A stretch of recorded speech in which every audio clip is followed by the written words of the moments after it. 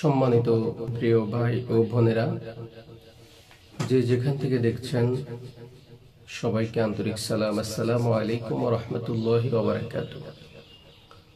আজ পবিত্র লাইলাতুল কদর, বছরের শ্রেষ্ঠতম রাত, বরকতপূর্ণ রাত, যে রাতে মানুষের ভাগ্য পরিবর্তন হয়। অনেকে আমরা এই রাত্রে নফল নামাজ পড়ে থাকি। এক বছর পরে নামাজ আসার ফলে লাইলাতুল কদরের নিয়ত নিয়ে কনফিউশনের মধ্যে থাকি। লাইলাতুল কদরের নামাজের নিয়ত আমরা হয়তো অনেকে মনে রাখতে পারি না, আমরা জানি না।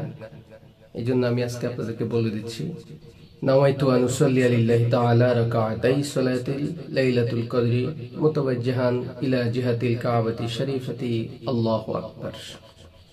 এইভাবে আমরা নিয়ত করব, বাংলা নিয়ত। আমি আল্লাহর ওয়াস্তে কিবলামুখী হয়ে লাইলাতুল কদরের 2 রাকাত নফল নামাজ পড়ার নিয়ত করলাম, আল্লাহু আকবার। আমরা নিয়ত করব, এইভাবে আমরা নিয়ত করব, আর 2 রাকাত করে নামাজ পড়ব। লাইলাতুল কদরের জন্য নির্দিষ্ট করে কোনো সূরা তেলাওয়াত করতে হবে, কোন সূরা দিয়ে নামাজ পড়তে হবে বিষয়টা এমন নয়। আপনি সূরা ফাতিহার সাথে যে কোনো সূরা মিলিয়ে পড়তে পারেন।